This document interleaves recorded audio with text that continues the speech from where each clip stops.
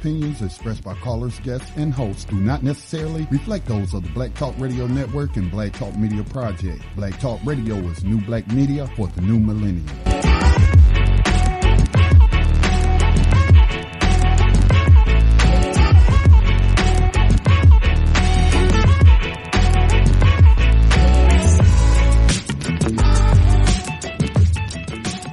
Dinar would have had serious consequences for the world financial system, but may also have empowered the people of Africa, something black activists say the US wants to avoid at all costs.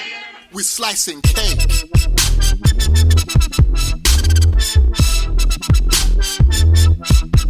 We're slicing cake.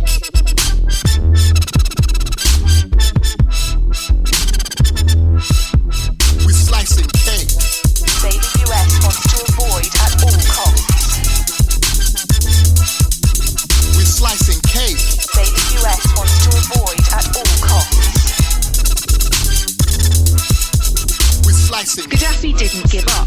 In the months leading up to the military intervention, he called on African and Muslim nations to join together to create this new currency that would rival the dollar and euro.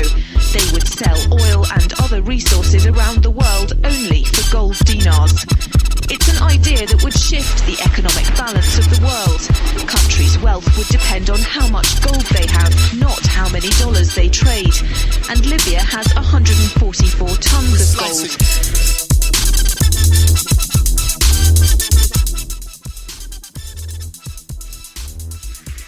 Welcome everyone to Tando Radio Show, brought to you by Black Talk Radio Network. I'm your host, Dave from LA, coming to you live from FEMA Region number 6. And it is a Friday, February the 24th, 2017. Just want to thank you all for listening to Tando Radio Show.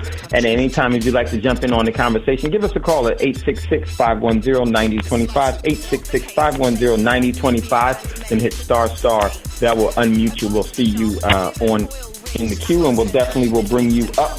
So everyone, continue to support Black Talk Radio Network. You can do that by going to Black Talk Radio Network website, and that's www.blacktalkradionetwork.com. And there you'll see in the far right-hand margin the donation prompt that's there. Join us.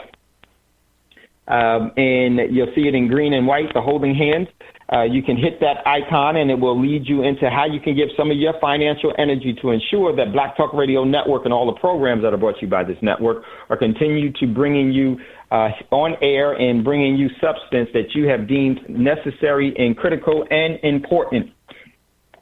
So you could do that by giving some of your financial energy, that because now it is in the hands of not only the show host and Scotty, and it's actually in you, the listeners' hand, as to how this network continues to grow and is necessary for us to definitely feed the roots so that it can continue to bear good fruit. Also, Black Talk Radio Network has established a social... Okay. Got you, Scotty.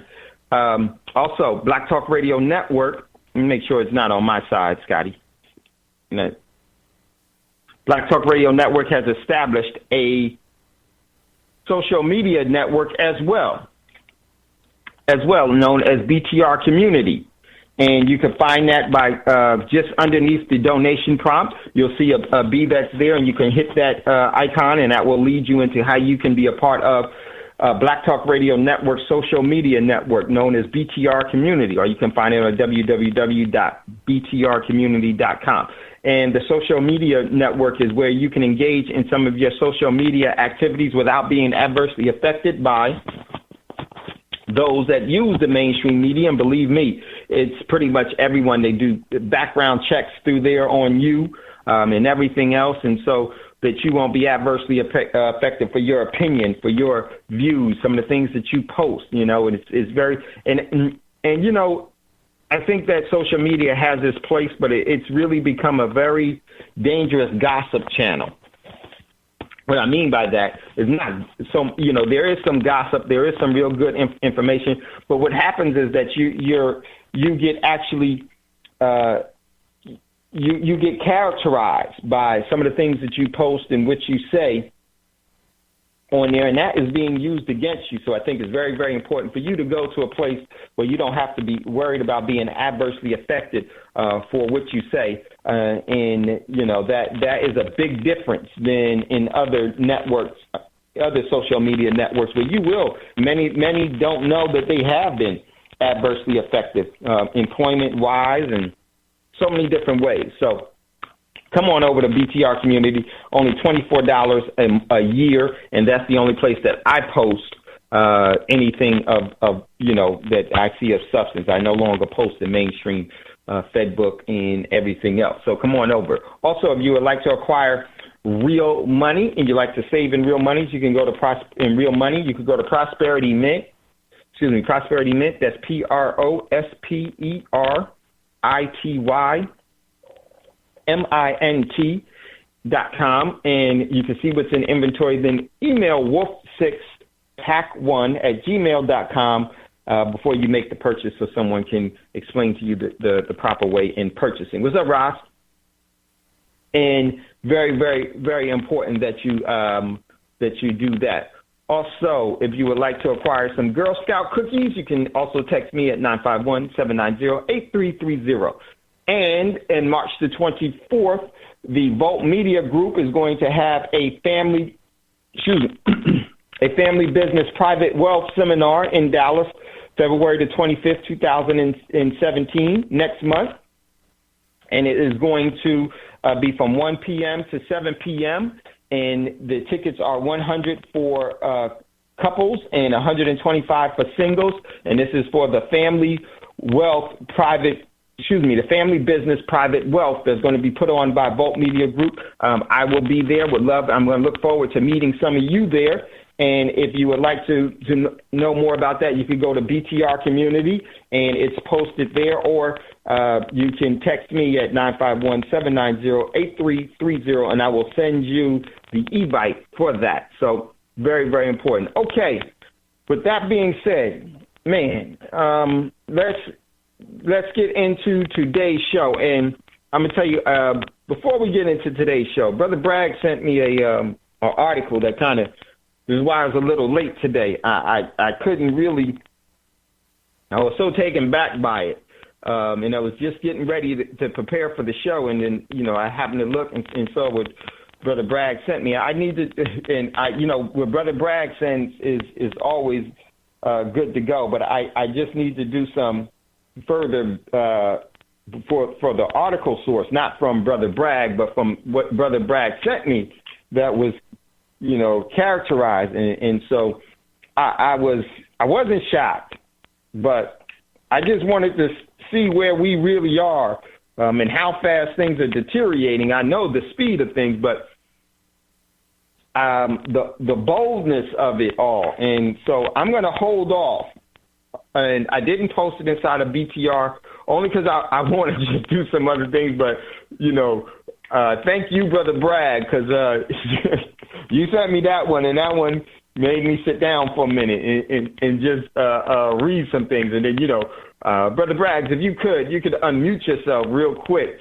But let's not really, but I just want to say, man, that one took me by a real, you know, that one really got me, Brother Bragg. So I'm going to have to take a look and do a little more in it before I'm even able to talk about it. And you know what it is. Hey, Brother Braggs, what's going on? Peace, Dan. Hey, look, Dan, I've been reading so many articles on these boys. They're about to lose their minds right about now, man. You know what it basically comes down to? We got so much information coming out now about who we are and what we are. And then the thing that really blows my mind, these boys are deporting people right now, whether you're paying attention to it or not. Oh, yeah, definitely. People. And this last bill to take the names, to change the names from no more Negro, colored, black, Oriental American, all of these names have to do with status. Now, just imagine you in your own country, but you don't know you're in your own country. So when they question you on status, you can say many things. You can say you're not a citizen. You can say you're a citizen and you belong to the government. There's many things you could say. But what if you were to say that you're an indigenous Autochthon, you've always been here? That gives you a whole other status. That means you're owner of the land. You're not just on the land. But that's a whole other conversation. It's this thing I study so much about. You have legal standing. You have legal standing. Exactly. Thank you, sir. And thank you. Yeah, you have legal standing. But Brother Bags, you know the article I'm talking about, right? The one that sat me down. Well, I think about 5 today, Dad. Yeah, I posted a bunch of them, and you'll see once we get in the news. But the last one you sent me that sat me down, I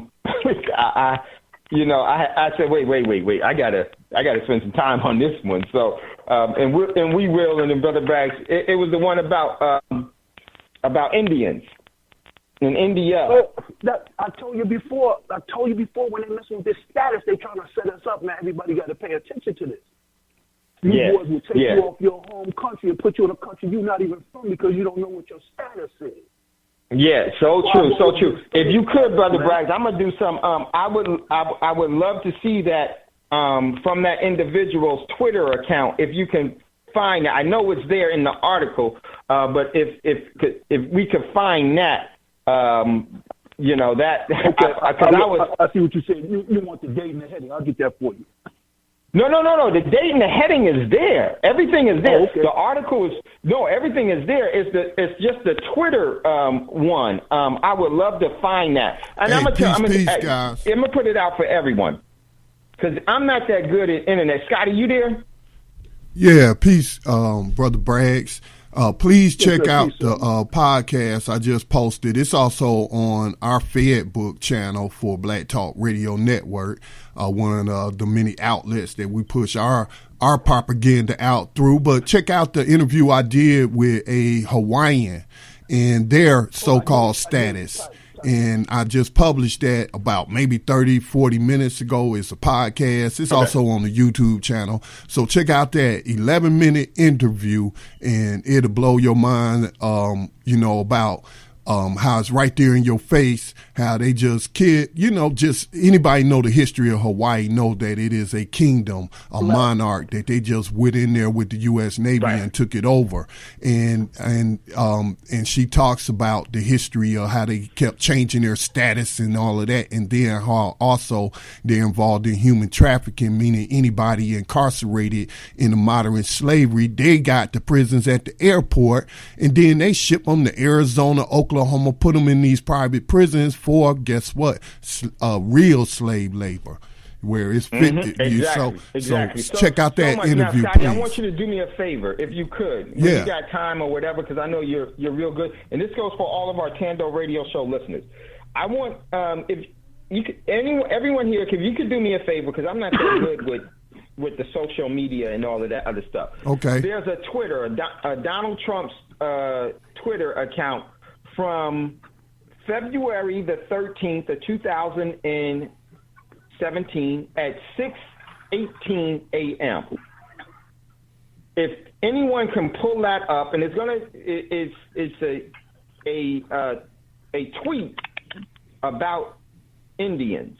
And if you could find that, and it's two of them particularly, one at 6:18 a.m. in the morning and one at 6:23 a.m. in the morning on February the 13th of 2013. And it's two tweets, and it has regarding Indians. If you can find that.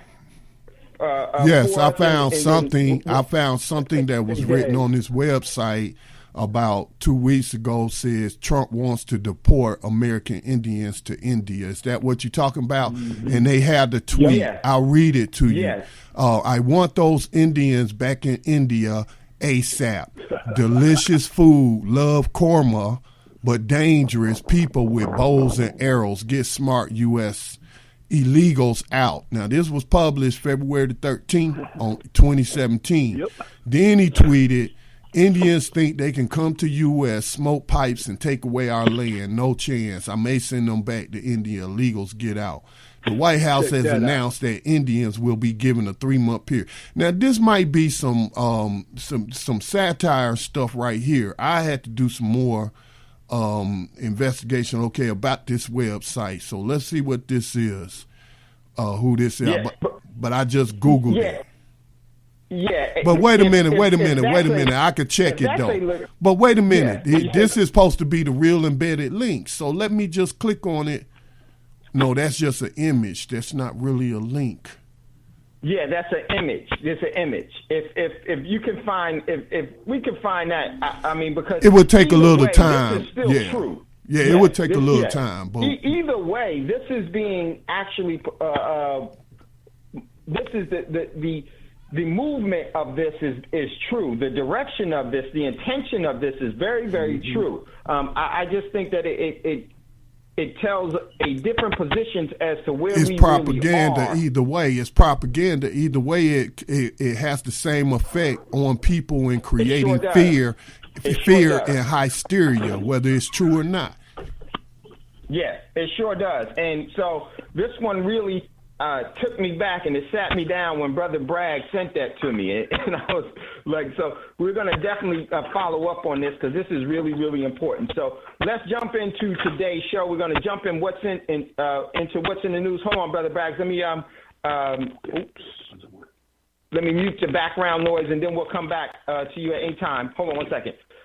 So that's something that I wanted to do. All right, so let's jump into today's show. And let me get set here. Today's show is going to be about, one second, had everything. Today's is the 24th, is how bread will cost you $50,000. Excuse me, how bread will cost you $50,000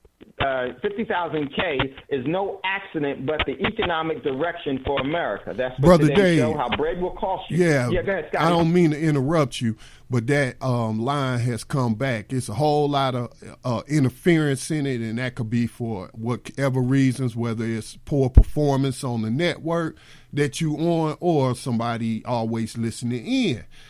So do us a favor. I'm going to go ahead and play some music, hang up, and call back in and reestablish that connection, because it could also be the internet too as well. So if you'll do that for us so that we could, provide the listeners with a better audio experience. Okay, what do you need me to do, Scotty? Just hang up and call back into. Okay, definitely. Okay, right. I sure will. All right. All right, y'all. We will be right back as soon as we try to resolve Dave's audio issues.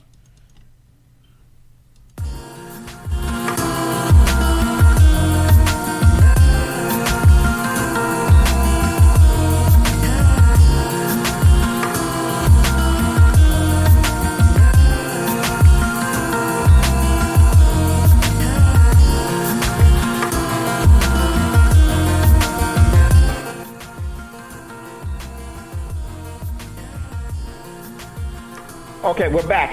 Scotty, can you hear me? Is this a little better?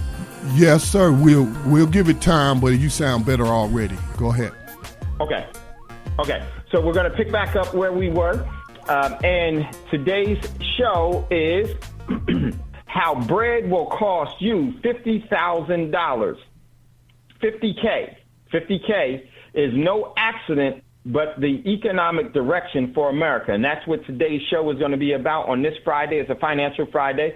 So if you'd like to get in on the conversation at any time, give us a call, 866-510-9025, 866-510-9025. I think it's very, very important that we have this show today, and I'm looking forward to it. So let's jump into some of the things that's in the news. Okay?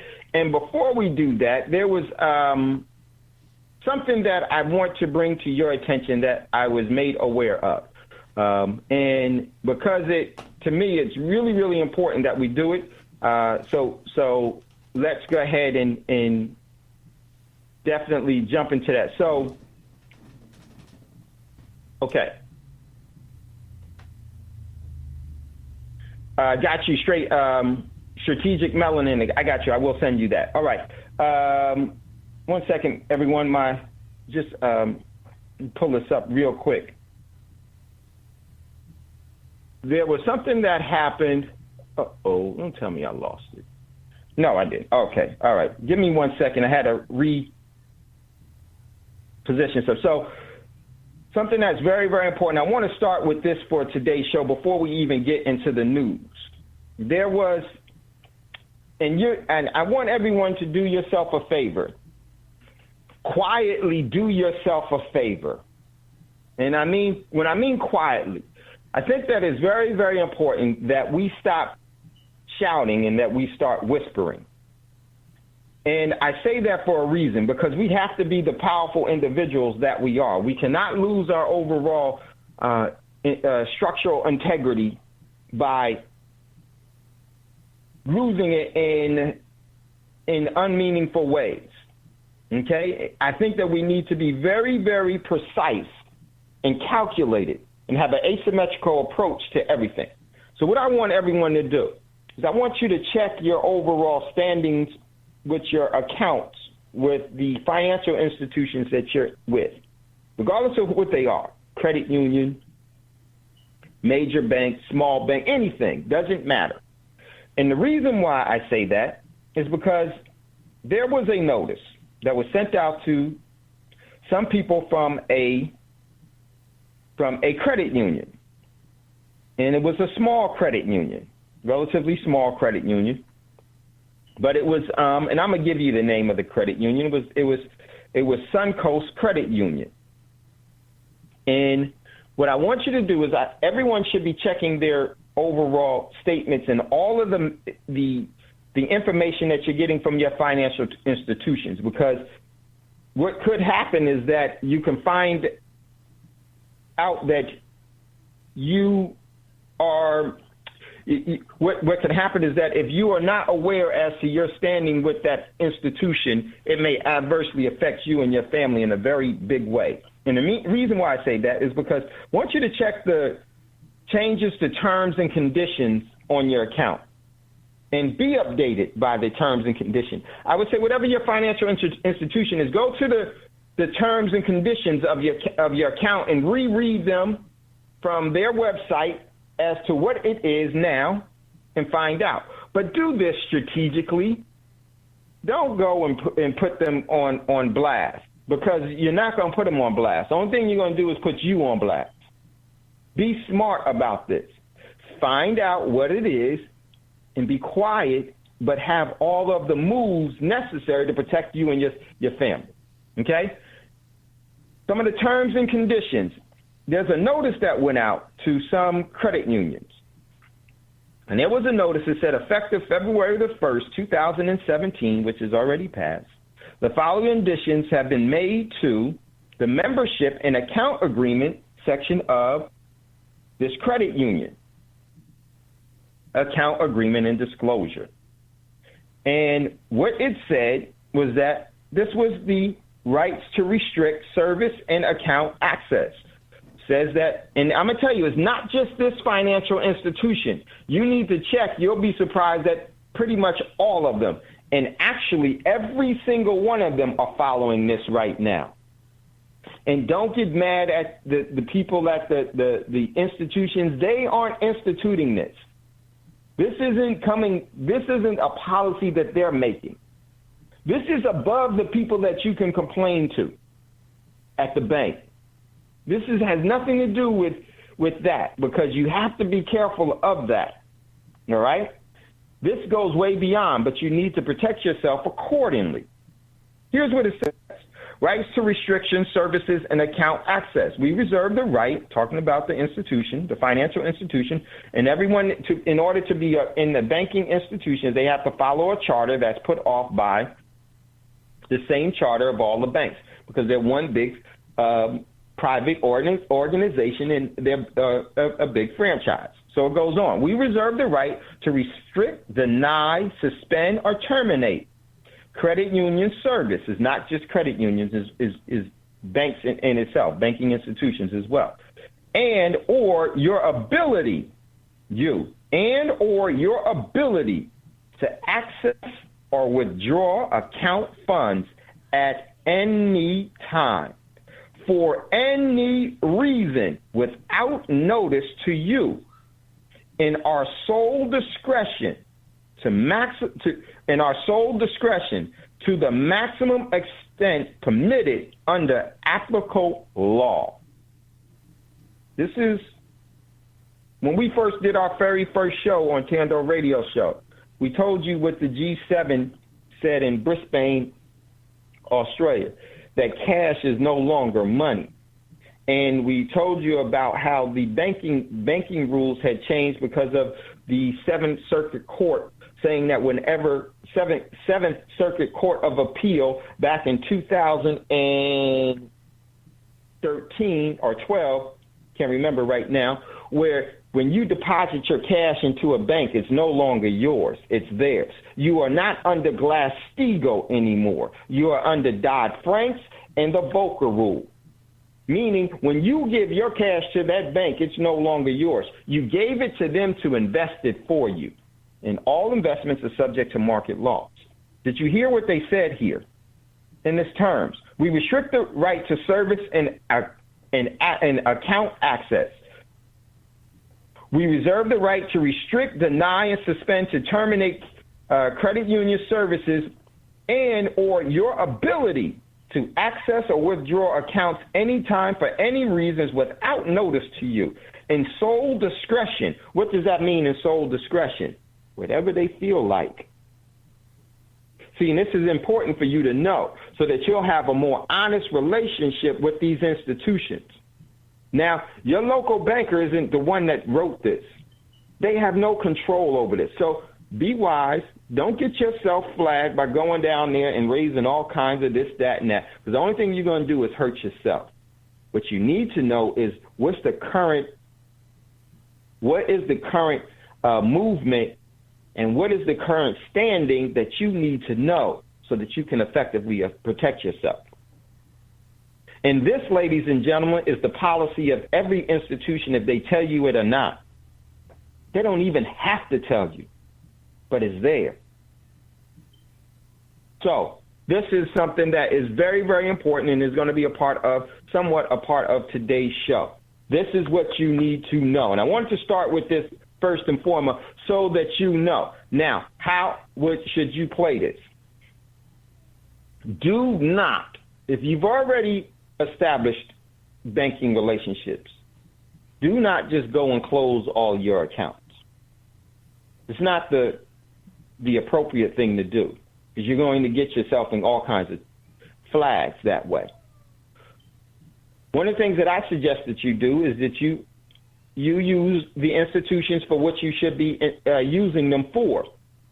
But what you should be doing is saving yourself and saving your labor and saving your energy and saving into prosperity by different means and methods that protect you. Very important that you know these things and you have an appropriate response to it, because your response to it is critical. Because what we're trying to do here at Tando is to prevent you from being in the lines that are going to be there at any given time. One of the reasons why you're starting to see a lot of banks closing, where they're just putting ATMs everywhere, because there is no human interaction that you can have with a ATM. And if it's offline, what are you going to do? Nothing but leave. You may kick it, you may do that, but you're not going to move anything. Now's the time for you to be very asymmetrical and strategical in your response to things. Because if you don't, it is going to adversely affect you. You're responsible for what you know. And now you're responsible for what we just said to you. You can't alleviate yourself of that. But what you can do is you have a choice on how you're going to respond to it. So I highly suggest that you do what's appropriate in that case. And in my opinion, don't close the accounts. You're only going to get a flag for yourself. But use them in accordance to with the rules and the stipulations that they told you. They told you, so you can't say you didn't know. You can't say you didn't know.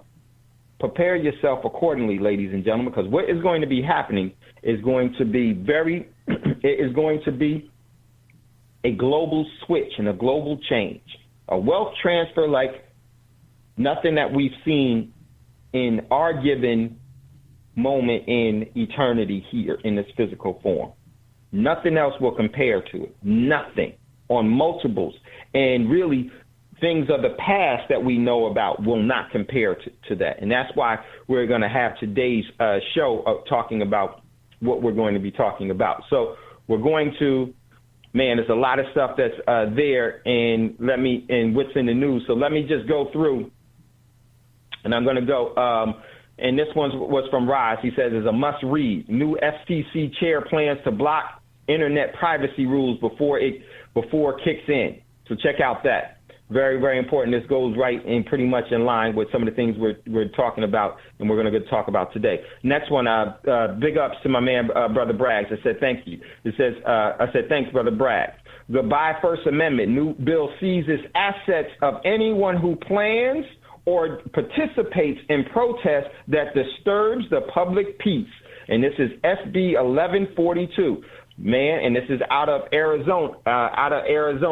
This is going to be, in my opinion, the overall rule of the land that they're going to use. And they're moving on this for a reason, because they know that there's going to be great displacement and protest, and the overall public peace will be destroyed. So goodbye to First Amendment. New bill seizes assets of anyone who plans or participates in protests that disturbs the peace. Wow. So telling it for what we're going to be talking about today. Next article, this one came from Rise. Celebrity figurehead, I put that in. Trump's anti-media remarks could serve as a rallying cry. So true. And Rise said the media obviously sees Trump's actions towards thawed media as a fascist, though they haven't said it out loud yet. I see that the possibility coming down the road, definitely. And this is all the setup. Next one, Rod sent this with a new world order. China is now Germany's largest trading partner. This is huge. Alliances, and Rod said alliances are being made that speak to a serious conspiracy agenda. So true, my man Rod. So check out that. And it was a couple of people sent that article, and Rise posted that one. My man Jambone sent me that one as well. Rise posted inside of Tandor. Appreciate it. Thank you, brother. Next one. This comes from Jambone. U.S. flexes its military muscle in the South China Sea. And NBC News. Check out that one. Next article. Rise had posted this one, and this goes right along with what we were talking about earlier this year. From Reuters, Mexico says doesn't need the U.S. aid under review by Trump. And this is huge. And this is the alignment that we were talking about. And I knew that when they said that they were going to take a 30-day retrieve from the NAFTA, I knew that they were going to be strategically placing themselves. And what did I say back then? Probably one of the first calls that they made was to Beijing. So Mexico doesn't, let me just read this real quickly. Mexico doesn't need the U.S. financial aid, Interior Minister Miguel Angel Oris Chan said on Friday after celebrity figurehead Donald Trump ordered a report on such assistance given by the U.S.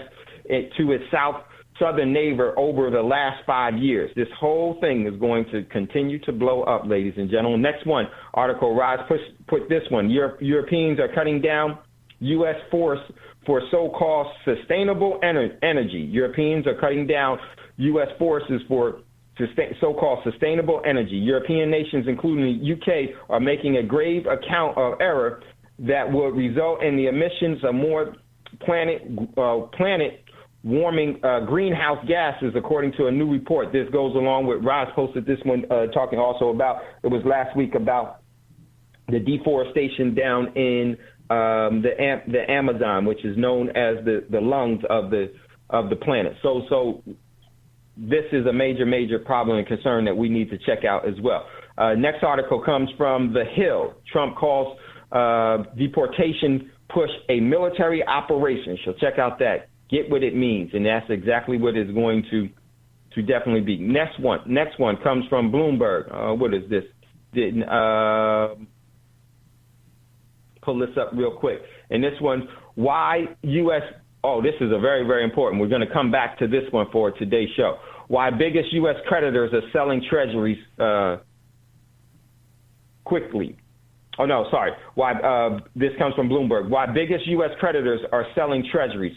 Quick take, question and answer. So we're going to come back to this one because this is a part of today's show. Next article.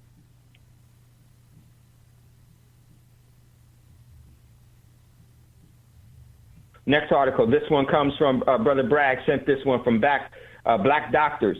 Shop Black. Complete list of African-American owned grocery stores and farm markets.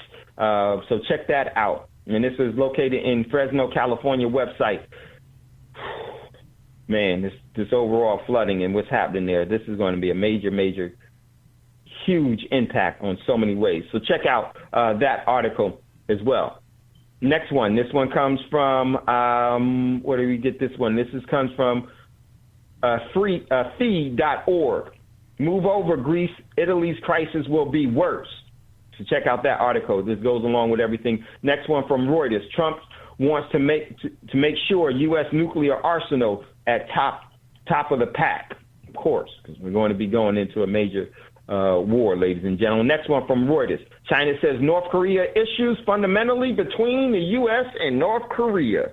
China says North Korean issues fundamentally between the U.S. and North Korea. The big statement there, ladies and gentlemen. So next article, I want to get through this so we can get into today's show.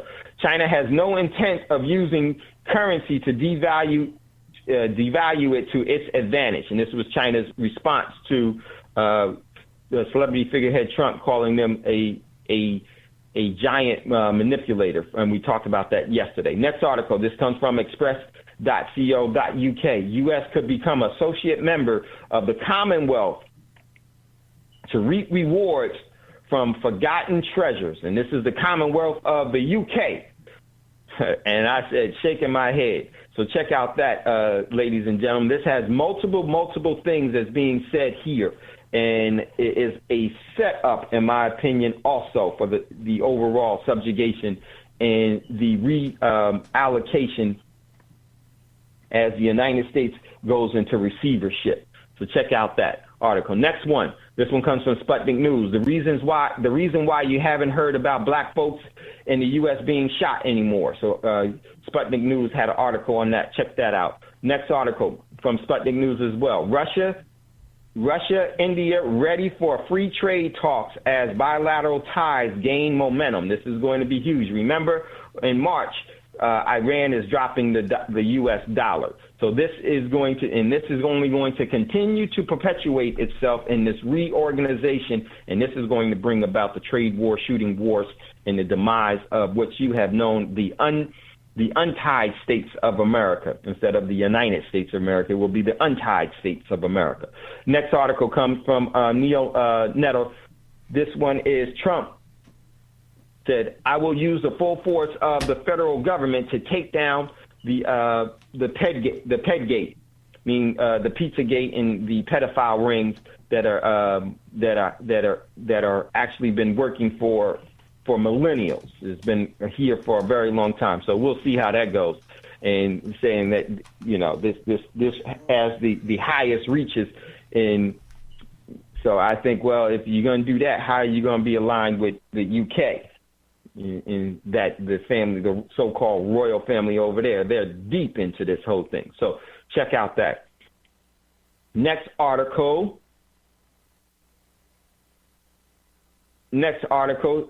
comes from, one second, let me,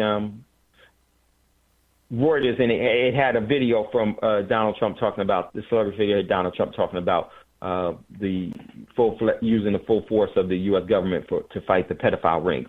Next article, a great news network that I absolutely love. This is known as the Good News Network, and it says organizations learn cheap tattoo removal to help inmates get jobs. This is from the Good News Network. Love this. Love that network. So y'all check that one out. Very important.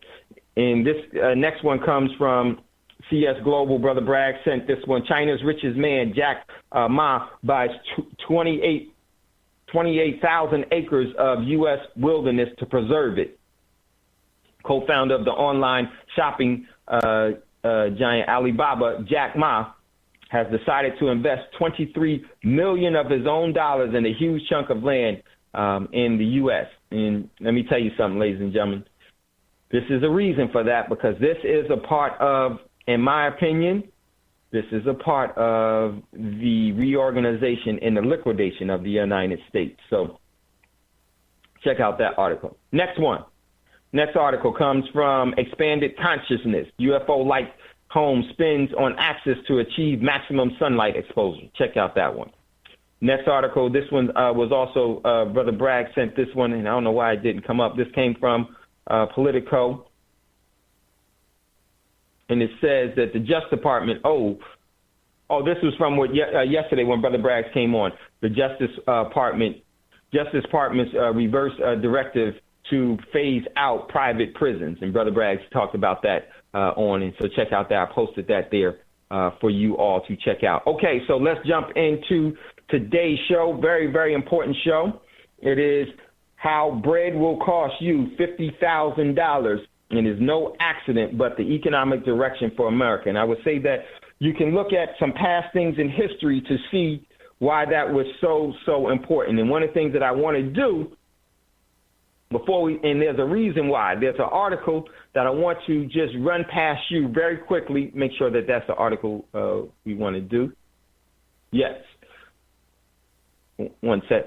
There's an article that I want to run past you. We posted this about a week or so ago, and hopefully you all read it, but it's very, very important because it was telling as to where things are, and we definitely need to take a look at that. So I'm going to pull up that article, but at any time, if you'd like to jump in on the conversation, don't hesitate. Give us a call, 866-510-9025, 866-510-9025. Then hit **. That way we will see you in queue. So I'm on the board so I can see if you call right now. So we will definitely go to you. So just give me a second. Let me pull up this very, very important article. Should have had this already staged, but missed that opportunity. But I already got it. So we're going to go with it here. So there's an article that came from Sovereign Man, and here's the heading of the article. Fed president says U.S. banks have half the equity they need. And that's very, very important, ladies and gentlemen, especially when we just read to you what some of what the banking institutions are doing now. And there's a reason for that. And it said in a scattering editorial published in the Wall Street Journal today, the president of the Federal Reserve Bank of Minneapolis, Kadishkar, he's pretty well known, blasted U.S. banks saying that they still lack significant capital to withstand a major crisis. And there's a reason why, ladies and gentlemen, because there is going to be a major crisis that is going to happen. And when you apply for a mortgage, it says when you're applying for a mortgage or a business loan, sensible banks are supposed to demand a 20% down payment from their borrowers. If you want to buy a $50,000 home, a conservative bank will loan a credit-worthy borrower about $400,000. The borrower must be able to scratch together a $100,000 down payment. But when the banks make investments and buy assets, they aren't required to do the same. Did you hear what he said? Hit you with that again.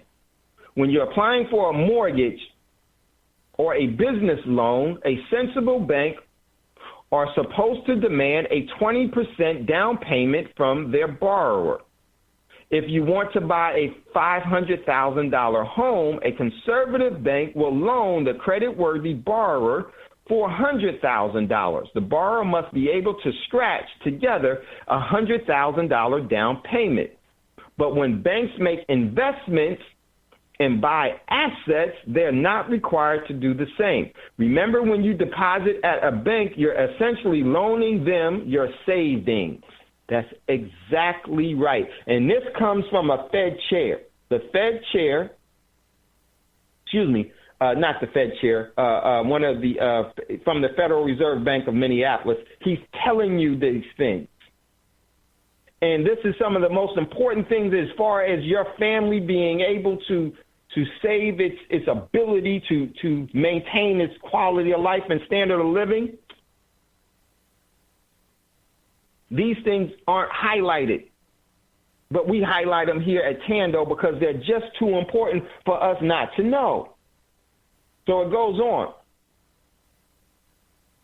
Remember that when you deposit cash, he says money, but when you deposit, he's talking about cash. Cash is not money. When you deposit cash at a bank, you're essentially loaning them your savings. If you loan them your savings, that means that they can actually invest it and lose it. Did you know that? Well, if you've been listening to Tando Radio Show, you do know. As a bank depositor, you're the lender. The bank is the borrower. Did you see what happened? The bank is the borrower, and you're the lender. What are they giving you for borrowing from you? Where's the risk? Where's the balance of the moral risk balance? Where's the liability balance that's there for them? None whatsoever. In actuality, they actually double dip you by making you pay, and they so-called don't give you any form of interest, but they require you to pay them interest. Very, very important that we understand these things. Let me continue to go on. Banks pool together their deposits and make various loans and investments. They buy government bonds, financial commercial trade, and fund real estate purchases. Some of their investment decisions make sense. Others are completely idiotical, as we saw in 2008 financial meltdown. But the large point is that banks don't use their own money to make these investments. They use people's money, your money. They use your cash to do it. And your cash is what? A actual payment of your labor. They use your labor, ladies and gentlemen. That's not what the article said. This is what I'm saying. Dave from LA. A bank's investment portfolio is almost entirely funded with its customers' savings. And I would say it this way, with its customers' energy. And its customers' slave wage.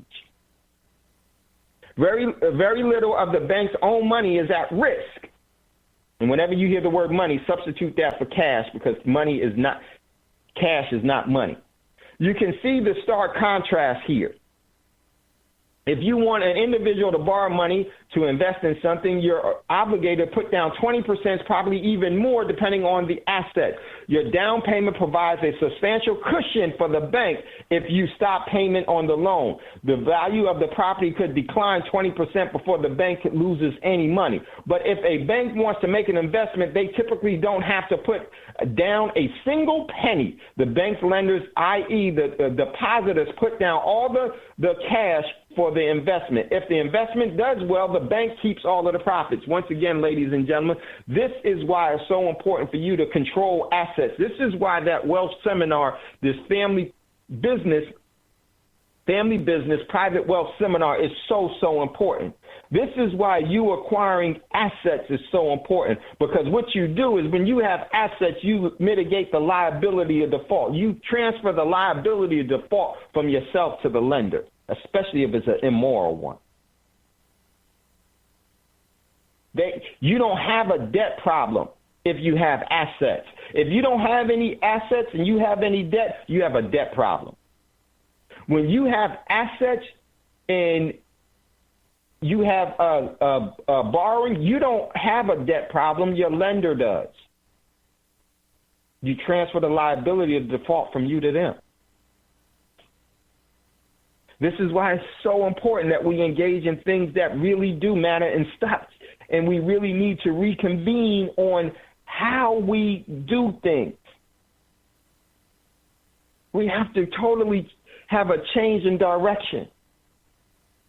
And that direction needs to start with you. And I would say don't wait for the community to do it. You do it. You take that lonely path for yourself, your family first. Because that's the only way that it really matters. I'm going to tell you, ladies and gentlemen, right now, the overall system controls the economic direction of the world. They have that in the palm of their hand. Why? Because they created it. Everything that happens in that system is to their benefit, especially when the people they're not aware or they're ignorant to what is really happening. But and they control that, and from the palm of their hand, they're able to gain momentum and to have more standing than they necessarily otherwise would have without it. They gain much more power and influence because of that. But here's the catch. Though they have that in the palm of their hand, there's something that you have that's more powerful, and that's your overall decisions, your free will. As an individual is more powerful than the overall energy that they control in the palm of their hand by their economic system. This is why your decisions should be self-determining and sovereign, and you have to know the difference and the importance thereof of them. Let me continue. It goes on. The bank lenders, i.e. depositors. Oh, I've already got to that part. Okay. So now it goes on to say, this seems pretty one-sided, especially considering that the exchange for assuming all risk of a bank's investment decisions, you are rewarded with an interest rate that fails to keep up with inflation, after which the government taxes you on the interest you receive. Do you see how you get it every which way? And this is why you need to know a better way. It goes on to say, and I moved it down. It hardly seems worth it. Back in 2008, 2009, the entire financial system was on the brink of collapse because banks were making wild bets without having significant capital. In other words, the banks hadn't a significant down payment on the toxic investments they had purchased, and those assets in idiotical loans were made almost exclusively with the customer saving. Lehman Brothers, a now de facto investment bank, infamously had about 3% capital on the line for its before its collapse. At the time of its collapse, meaning that Lehman used just 3% of its own money to buy toxic assets. Eventually, the value of those toxic assets collapsed. And now, let me move this down. And not only was the bank wiped out, but the investors had loaned the bank money and took a giant loss. This happened across the entire financial system because the banks had made idiotic investment decisions and failed to maintain significant capitals to absorb the losses. Nearly a decade after, the banks still aren't significantly capitalized. He's giving you the warning. Will you heed it? Will you heed it? And will you do and protect yourself and your family properly?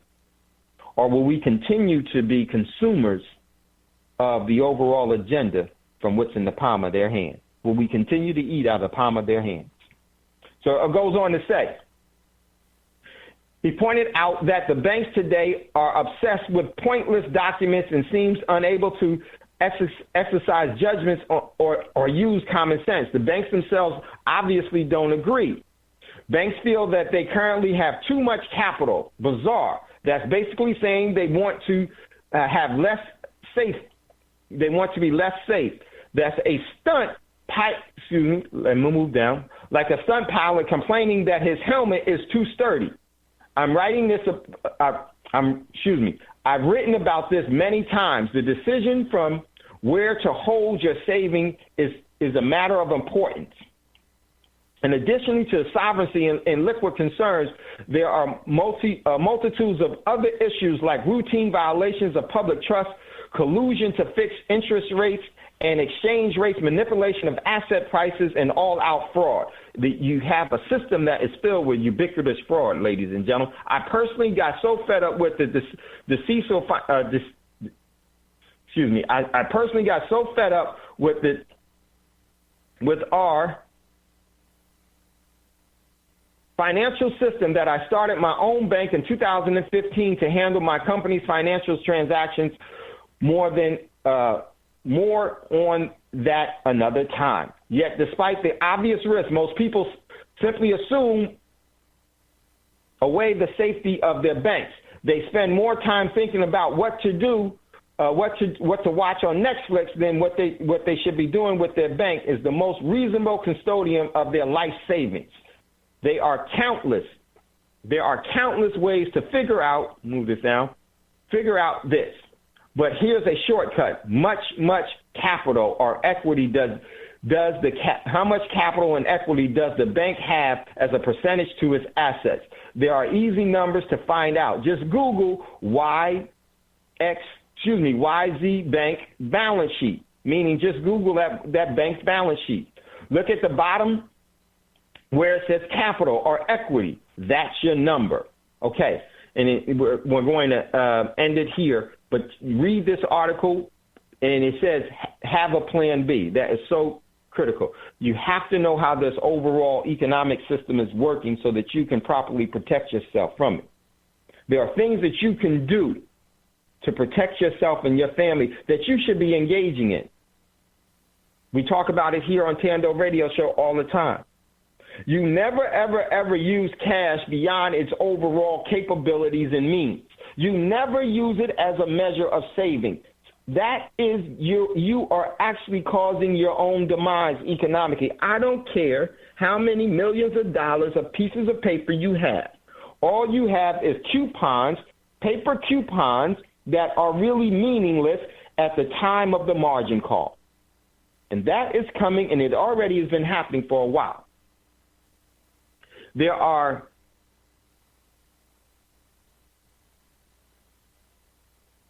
a lot of different countries throughout the world right now that are divesting themselves of the U.S. dollar. And you need to know these things, because if you don't know it, you'll think that everything is fine when it isn't. And it hasn't been for a long time. It just hasn't adversely affected you and I as much as it should have already. They stayed everything off. So it's very, very important. There's an article that we posted from a while ago, and we've been posting in. Try to go back and read some of these articles. China's dropped the treasuries by in 2016, $188 billion they've dumped. The most on record.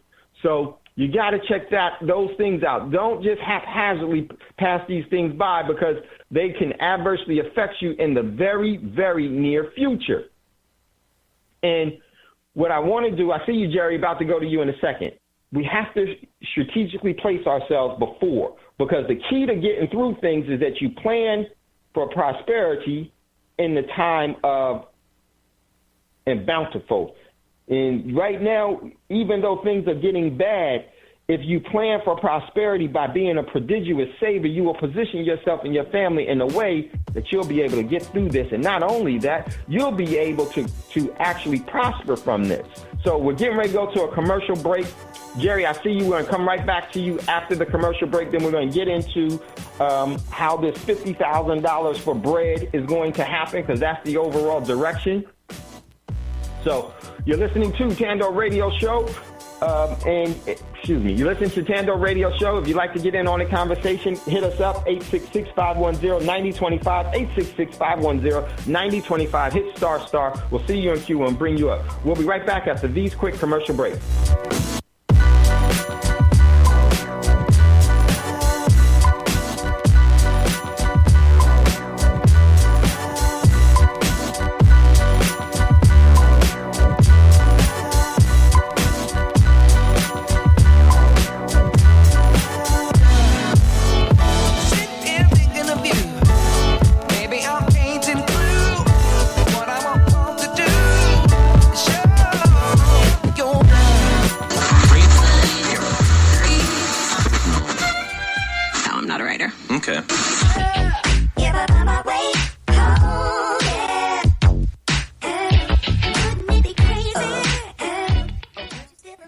Radio since 2008, providing new black media for the masses.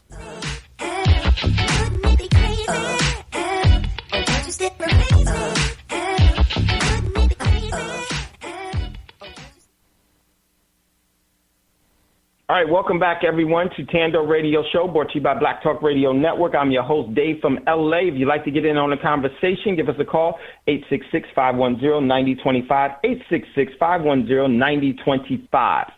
And we got a caller in queue. My man Jerry is there, so let's go to Jerry. Jerry, welcome to Tando Radio Show, brother.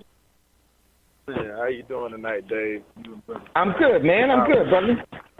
That's great. I was just to add to what you were saying, all of that.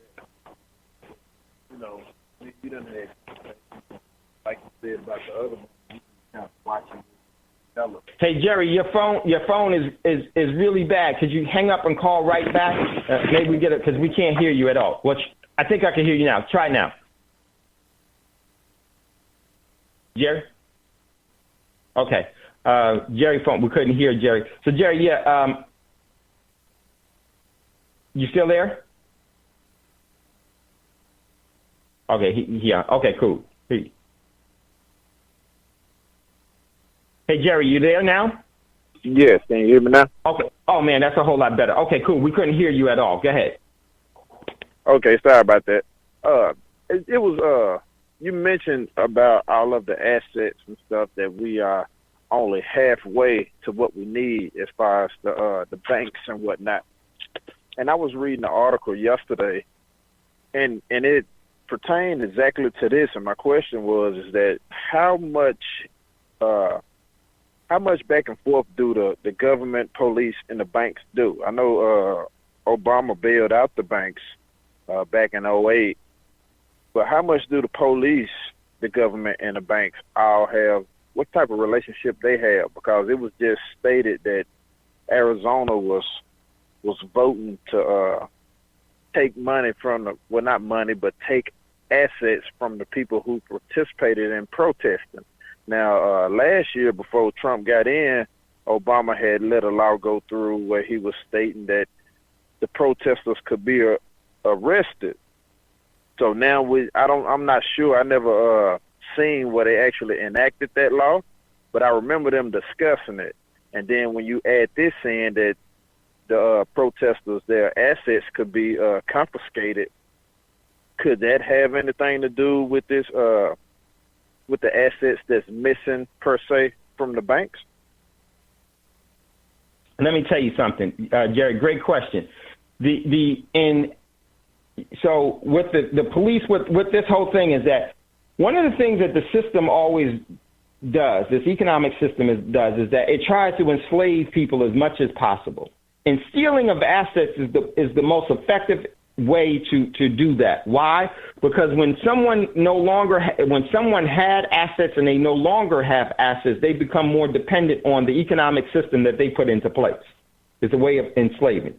So this is what I'm seeing with this, is that there has always been a arrangement between the laws that were created by the system, and particularly the financial side of the laws. So where your enforcement, your policing and your enforcement goes to is they seize assets and then they give it to who? Back to the system. And who runs that system? The financial system is run by the financial networks known as the franchises of the banks. And the private entities in that. They are just as we read here where they loan you cash or give you a mortgage, you got to pay them this and that, but they use your cash that you deposit into a bank and they don't pay you for it. And the exact same thing that they're doing by seizing assets. They're taking it's an exaction. They're taking something that that's not owed or due. It's actually a crime. It's actually a crime. And so they're doing the exact, because this is how they operate. This is why when you control assets, one of the things with people that control assets, and when they have a malevolent agenda, is that they will privatize the profits but socialize the liabilities, meaning that they will make the people pay for their private business. And that's what is happening here.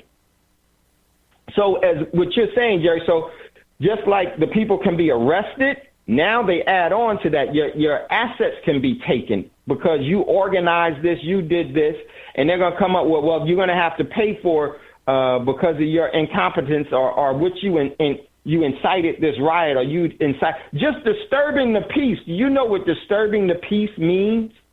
I'm being sarcastic. Disturbing the peace means nothing more than just it's quiet, and then all of a sudden you're playing loud music. You just being loud is disturbing the peace. They have laws throughout this country about it. It's called disturbing the peace. Yeah, and that noise ordinance. Exactly, noise ordinances. Why did they write these laws? They wrote these laws because the pen of the law is to actually to seize and to repossess your freedoms that they gave you. This is why we have to start thinking anew. We have to walk away from everything that they put down on paper. Everything that they put down on paper. Because it's meant to control you and to deceive you. This is why this wealth seminar that we're having. One of the things that they said here is that, I'm going to tell you, they said that they can seize your assets. They can take your assets. Brother Bragg sent that. Well, see, if you control everything and own nothing, there's nothing that they could take from you at all. This is why this stuff is so important. How you can protect yourself from even that. This is why those that know these type of things, they only do business with other people that do those things because they're not going to have where they protected themselves. They're not going to expose themselves into some liability with other people that don't know and not engaged in it. It's a threat, and it actually compromised everything that they built up in their protection. Very important that we know these things and we act on them properly. So yes, they're definitely going to use enforcement. They're going to use enforcement in all kinds of ways, IRS codes and everything to steal your energy. This is the agenda. This is where we are. It's very important that we know these things. And one of the things that you want to do is that you don't want to own anything. And see, the system has taught you to own. Owning means you're liable. You can be held liable. One of the things that the Rothschilds, or was it, let me think, who was it? No, not the Rothschild. Rothschild said is that Mayor Rothschild says, I care not about the laws if I control the money supply. What does that mean? He don't care what any politician or what the letter of the law is. He controls the overall money supply. And when he's talking about the money supply, ladies and gentlemen, he wasn't talking about cream, cash rules, everything around me. He's talking about assets. If I control assets, I'm immune to every law that they pen. They need me. I don't need them. So, yes, to answer your question, Jerry, yes, this is definitely going in that direction and is only going to continue to get worse and is only going to continue to grow.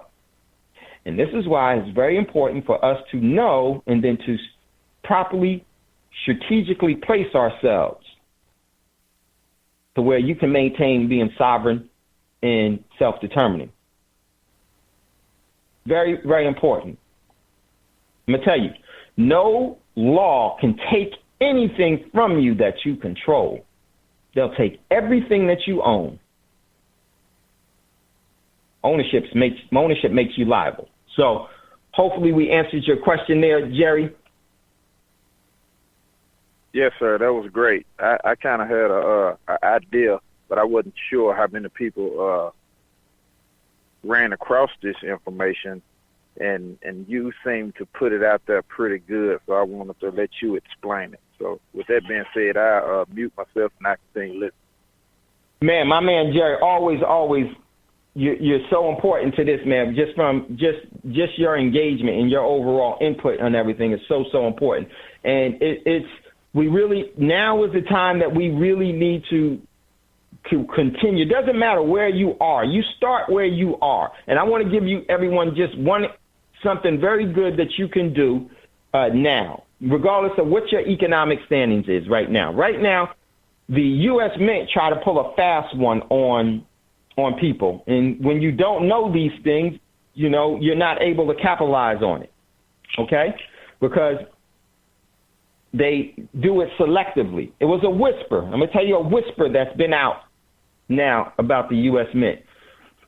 The new 2017 pennies, what they did was, in those pennies, 2017 pennies, there's a little P that signifies that penny was minted in Philadelphia. Those pennies are going to be extremely valuable in the future. Go and look at your 2017, especially if you're in a city or in a area where there's a Federal Reserve Bank of Dallas, Minnesota, Atlanta,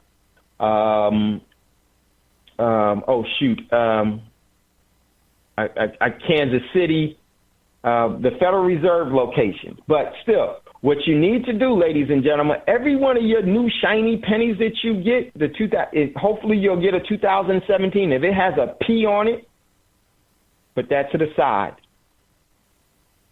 Protect it, because that thing is going to be valuable. It's much more valuable than its 1 cent value right now.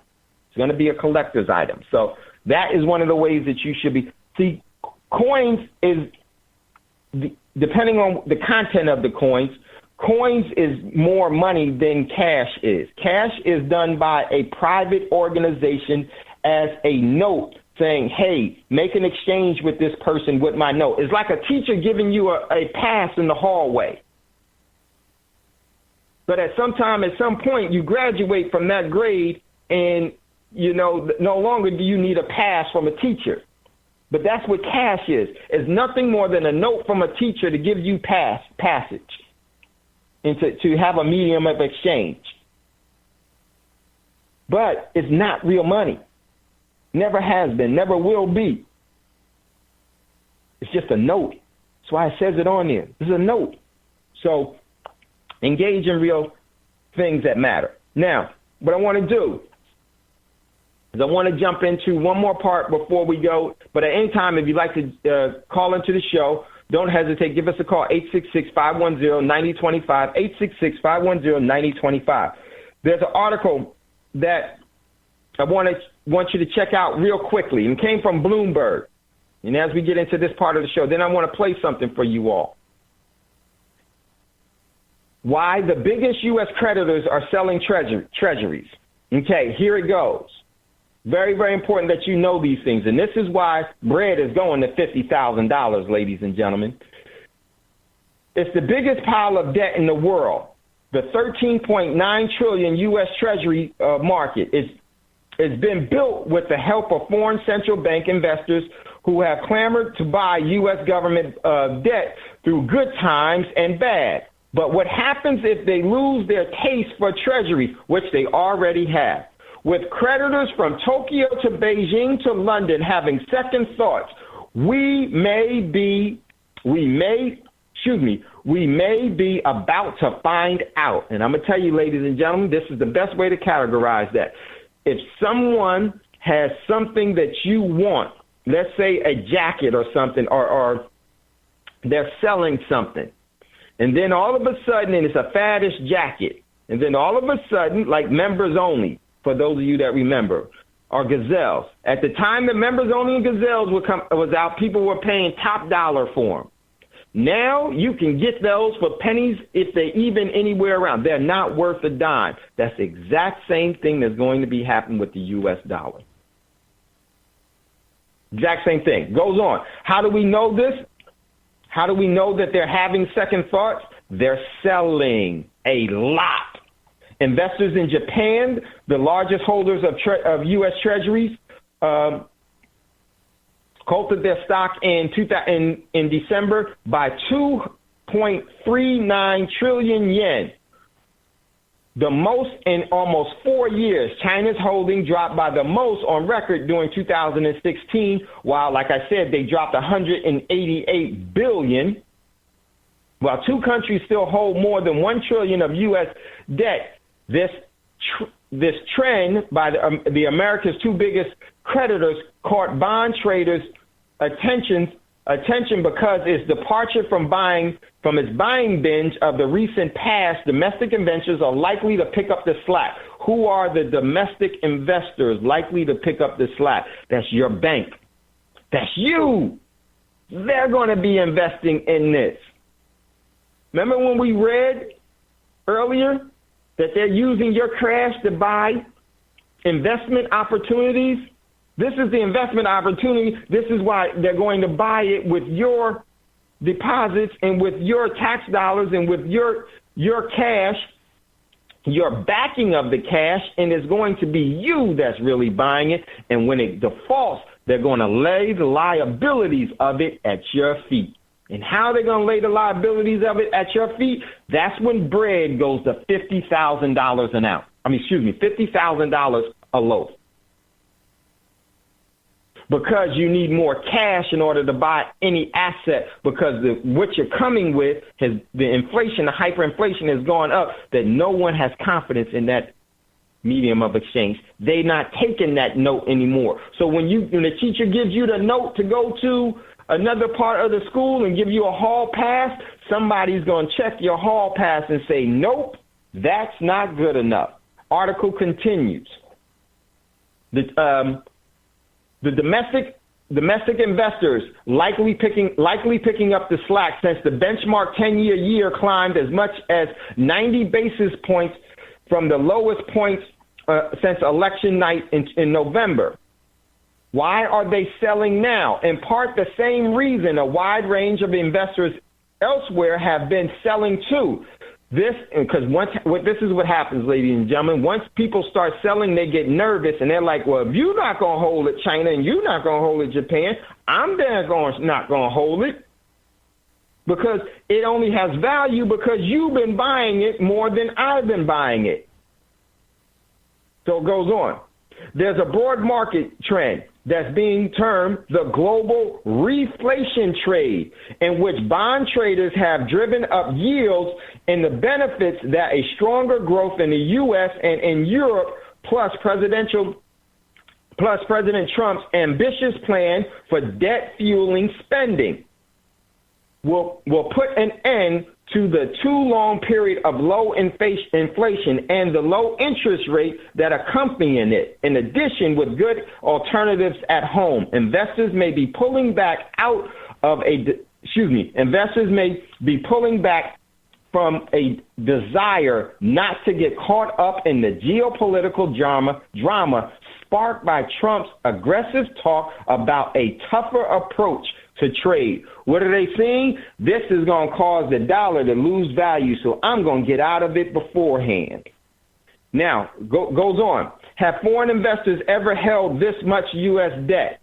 No, nor has the U.S. ever owed so much. Foreign investors own $6 trillion in U.S. government debt, up to $3.8 trillion in 2008. The shares of debt owned by foreigners went down in the same time period to 43% from 56%, primarily because the Fed was buying too much itself.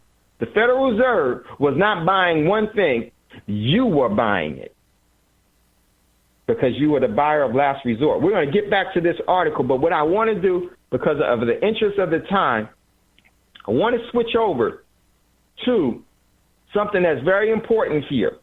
And what's important here is for us to look back at history as to what happened, but what's going to happen here is going to be magnified by multiple means, and why bread is going to $50,000, and that is the trend in America. And what we need to do is that we need to go back to the Weimar Republic And look at what happened in the Weimar Republic. And I got this from Fox News. So I'm going to play this, and this was a while back.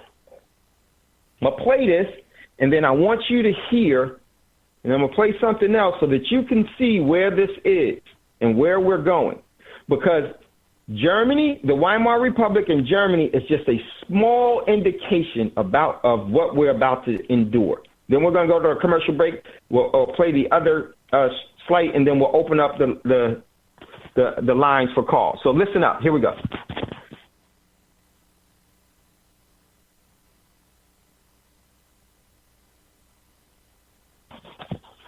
One second.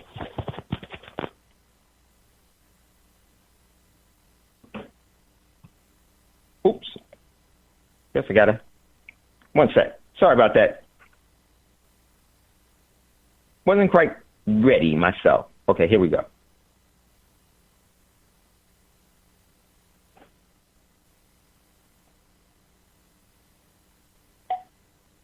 Give me a second to set this up. Sorry about that. Okay, hold on one second. Oops.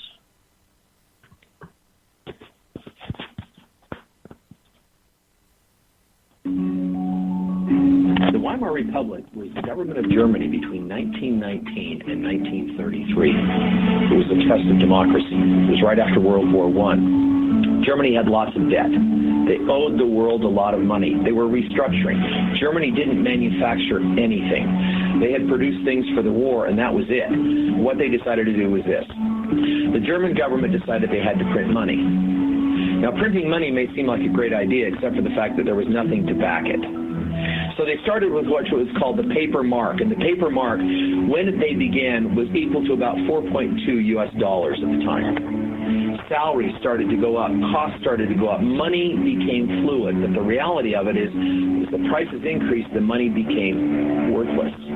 You see these magnificent stories that are shown in every history book of wheelbarrows of cash being carried from breakfast to lunch, the work that they'd done for the morning, solely to buy any bread, any goods, anything that they could get, such that they could pay it, because by the end of the day, that paper would be worth nothing. And so these wheelbarrows of cash became completely worthless, such that 1 trillion paper marks equaled $1 after the inflationary period, which we'd call it hyperinflationary period of time, of printing and printing and printing.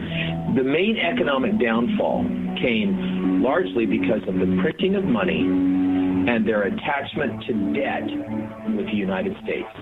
When the collapse of the markets came, the United States, they were dependent upon the... Okay, let me stop it there real quick.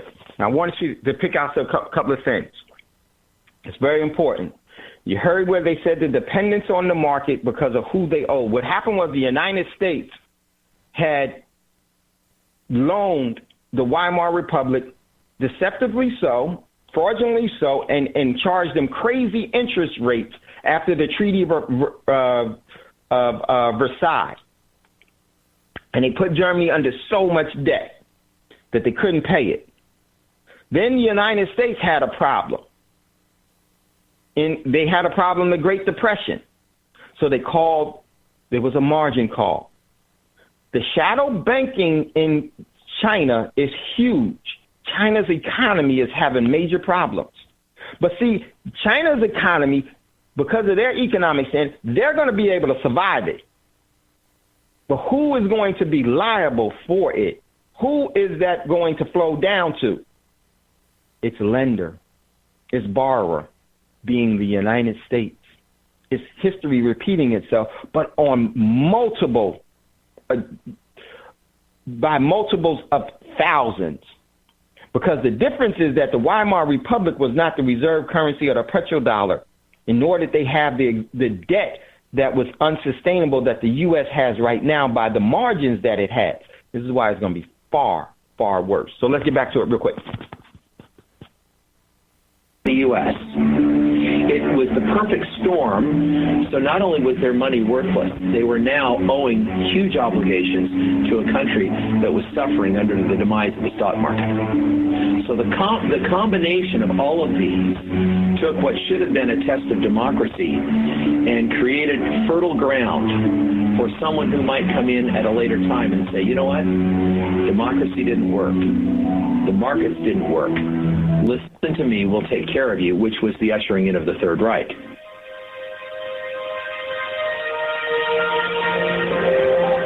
Look at the specific steps and the domino that occurred. Step one, right wing and left wing, huge conflicts.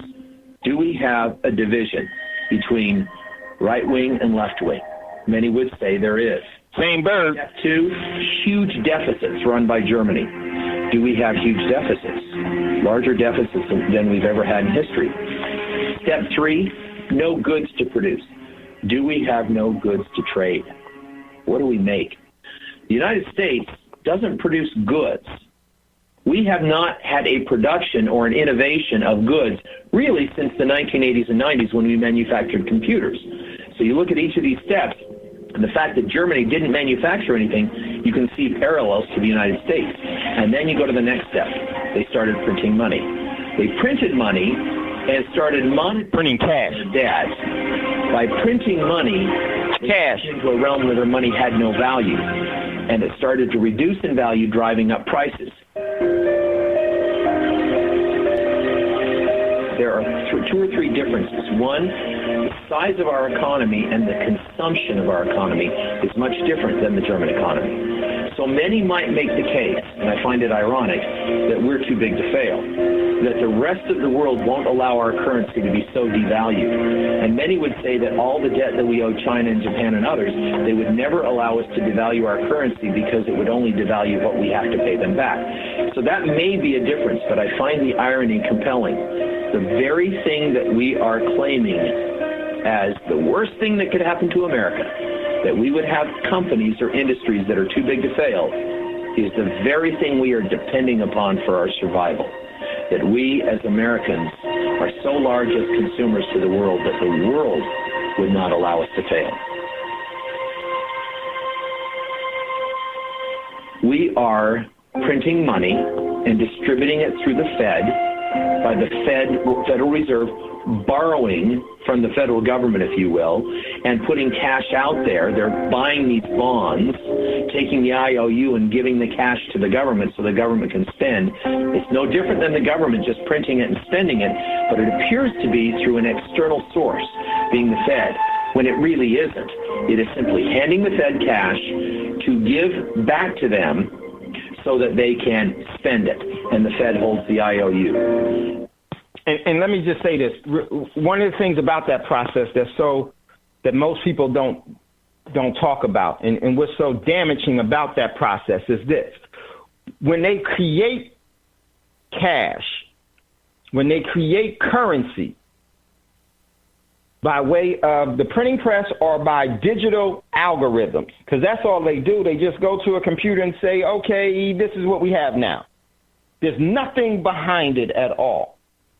When they do that, with when they first create it and then use it after that, they get the most benefit from its creation because it's newer.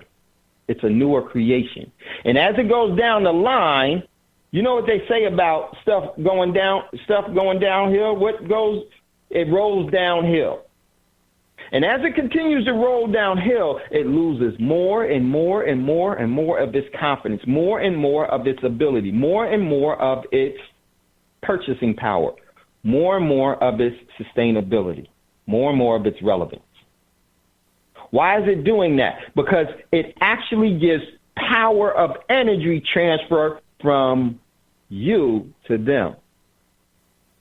Because what they're able to do when they create it, that magnet that they create, that magnet of destruction, snaps and has a vacuum effect where it takes all of your energy and multiplies it, their overall efforts.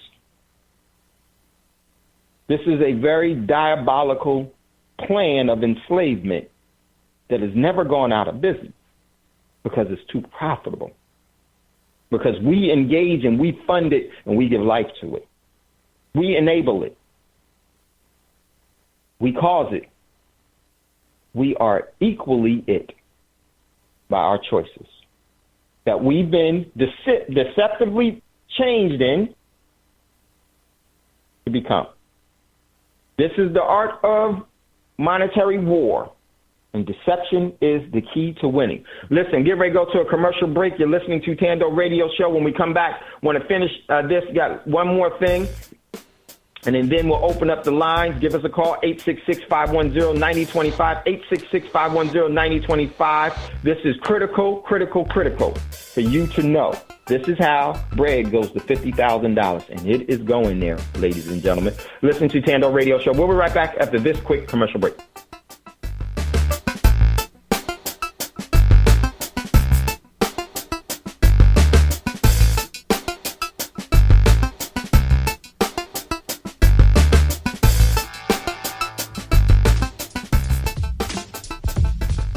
Black Talk Radio Network is made possible in part with help from the Black Talk Media Project, a North Carolina-based nonprofit engaged in the production and distribution of independent digital black media. Find out more by going to blacktalkradionetwork.com or blacktalkmediaproject.org and look for the menu tab, Crowdfunding Black Media. Black Talk Media Project, helping to provide you with new black media for the new millennium.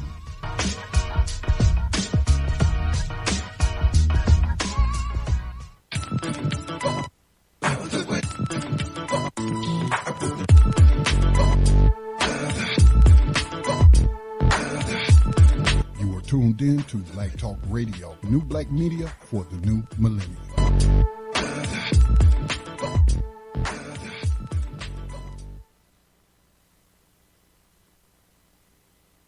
Okay, welcome back, everyone, to Tando Radio Show, brought to you by Black Talk Radio Network. If you'd like to get in on the conversation once we open it up, give us a call, 866-510-9025, 866-510-9025. And then I also want to give some things that I think that you should be doing. One of the most important things is that I think that you have to move into a position of advantage and protecting yourself. Don't own anything. Ownership means liability. Legal It's where you have legal standing as being disclosed. And it's something that you want to make sure that you protect yourself from.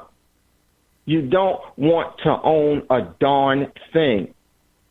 Because if you own anything, it can be attached. There's a lien that can be placed on it. It can be taken away from you through legal recourse. You want to control everything. When you have control of things, there is no legal recourse in liability for you, or you minimize it to the maximum. These are things that have been going on for a very long time that we haven't been engaging in, that we need to. So let's get back to this, and then we'll get to the calls. Okay, here we go. Now, that kind of monetization of debt or circularity of debt is something that you didn't see in Germany in a circular fashion. It was overt. The question is, what happens when the rest of the world discovers that we are monetizing and doing nothing different than what they did in the Weimar Republic in Germany? They're going to be pissed, which they already know now. One thing that the Weimar Republic did post-Weimar, toward the end of a period of time, is where they shifted to that new currency and they backed it up with land. That was their first effort and attempt to establish it as a currency that had something of underlying value. What do we have in the United States of underlying value? Trust. As soon as someone no longer believes that the United States can repay its obligations, it has no collateral, and that paper has no value. A AAA rating means nothing if people can't repay it. But as long as they believe that we have sufficient trust, or that we will consume enough of their goods, or we will produce enough as an economy that we have value, then it sustains itself. But only so long as the trust is in place. All right, so that was how the Weimar Republic and how the U.S. are so similar in this whole thing, how they're so similar in this whole thing, and it's identical but far worse. The overall condition of the United States is far, far worse than the Weimar Republic. And what happened there, we're going to look at what happened there and how that is actually happening right now in the United States. So what I want to do is I want to quickly jump into, see how much time we got. I want to quickly jump into another something else that you can hear. This was from the History Channel. I want you to hear this so that you can put this together, and we'll do like 10 minutes of it, like 10 or 5 minutes of it, and then we'll come back to some things that you should be doing in the interim, regardless of who you are. There are things that you can do to protect yourself, and the time for doing that is now. So here we go.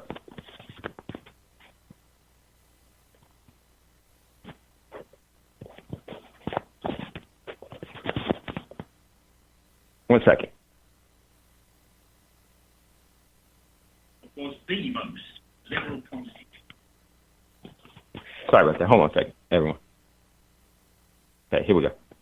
Right, what was was the most liberal constitution of any country in Europe at the time. The Weimar Republic was most liberal. Guaranteed equal voting rights to women at the same age as men, which didn't happen in this country, in Great Britain, until 1930. And the Weimar Republic, okay, let me just say real quick. Not only the Weimar Republic had the most liberal laws, and they had a lot of different things for development in the arts and everything else. They were very liberal. They also had choice. People were made choices as to their mates. If you know, they were from everything from deciding who, you know, from the gay and lesbian community. They didn't allow. They had laws that protected all of those communities and everything else. So they were the beacon of freedom at that time. It's very, very important. They did it for a reason. It's a setup. Is as they're setting everything up here. Not that I'm saying that there should be laws against it. No, but what I'm telling you is that when we follow the system, the pattern of the system, their overall direction is to get you into complete. When you have blind faith in this system, is the first step to genocide, and that's what they wanted to have. Here we go. Became known. The period of German democracy from 1919 right through to 1933 was in many ways constitutionally the most liberal in Europe. And yet we all know what happened in 1933. It was replaced by the Nazi dictatorship, which really came into being on March the 23rd, 1933, with the passing of the Enabling Act, which gave Hitler full legal dictatorial powers. Now, let me just stop real quick there. The Enabling Act, that was nothing more than NDAA and the Patriot Act. And that's so important because all of these things, they repeat it because it worked so well before. It worked so well before. So I'm looking at time. So what I want to do is I want to give you all an opportunity. And there's one other thing that I want to share with you all. If you'd like to get in on a conversation, give us a call, 866-510-9025, 866-510-9025. Scotty, do we have like 10 minutes more after for the show? Because that'll kind of dictate how far I go. If you can, Scotty. About 20 minutes. 20 minutes. Oh, about 20. Okay. 20 minutes? Okay, cool. So let's hear. I want you to hear because it's very, very important. Then last 10 minutes, I'm going to open up the line. Okay, so here we go.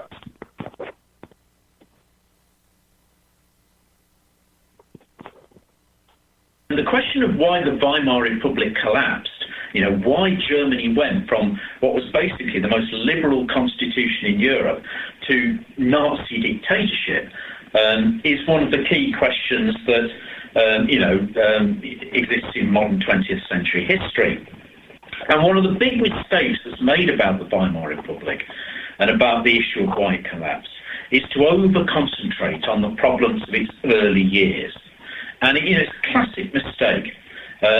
Students do it in exams. When asked about why the Weimar Republic collapsed, it's not uncommon for three-quarters of the flipping answer to be about the problems between 1918 and 1923.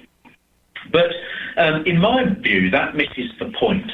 And to look at the reasons for the Weimar Republic's collapse, you have to concentrate more on the events from 1929 onwards. Toward the end, the Great Depression. Republic, because it's in the last years of the Weimar Republic that the key to its collapse lies. Now, it's certainly the case that the Weimar Republic did have long-term weaknesses that existed right from the start, things that would make democracy very difficult to survive in Germany. And yet the idea that these weaknesses doomed the Weimar Republic from the start, I think, is conceived and wrong. What were some of the long-term weaknesses then? Well, it's certainly the case that the Weimar Republic was born out of them losing the First World War, and the losing of the First World War led to two revolutions, basically. A revolution from above, where power was passed down from the army high command and people like Ludendorff, down to the Weimar Reichstag politicians, later known as the Weimar politicians, in order to pass the blame for losing the war. Then there was a revolution from below, where the people themselves rose up in the cities, and there were riots and demonstrations when they found out they were losing the war. All of this culminated in the abdication of the Kaiser on the 9th of November 1918. So the imperial system. And all of those things are actually, you can mark them as happening now. It's history repeating itself. Why? Because it's an agenda. It's a part of the conspiracy agenda, ladies and gentlemen, because it worked so well before. Okay, here we go. System ended. So the Weimar Republic was born out of losing a war and out of revolution. Pressure from the Americans, helped push them down the Democratic. From the Chinese? Woodrow Wilson made it a condition of negotiating with the Germans. So it is the case, it is valid to say that democracy in Germany was not something that necessarily was born out of normal circumstances. It resulted from the end of the war. It's also the case that the Weimar Republic was saddled with the Treaty of Versailles very quickly on, with its harsh terms. Germany lost about 10% of its total industrial output. It lost about 13% of its territory, and with some industries like iron and steel, it was getting on for 50% of the total output that was lost in the territorial losses. They also lost a huge chunk of territory known as the Polish Corridor, West Prussia and Poznania, which split East Prussia away from the rest of Germany. These were major territorial losses. Alsace-Lorraine was another one. Okay, so now what I want to do real quick, look at how that's happening now. The U.S. is losing influence, and it's what it has colonized it before in the past is losing the influence of those strategically territorial places that have great influence, especially in assets. The exact same thing is unfolding, but is unfolding on a much larger scale, and the outcome of it is going to be even larger than what happened in Germany. Let's get back to it. In addition, they were saddled with the reparations, which was the most damaging aspect of the Treaty of Versailles, which in 1921 was set at £6.6 billion, or the German equivalent. And the reparations had to be paid in instalments in goods over a long period of time, and between 10 and 20% of what the German economy was producing in the early years of the Weimar Republic was given away in reparations.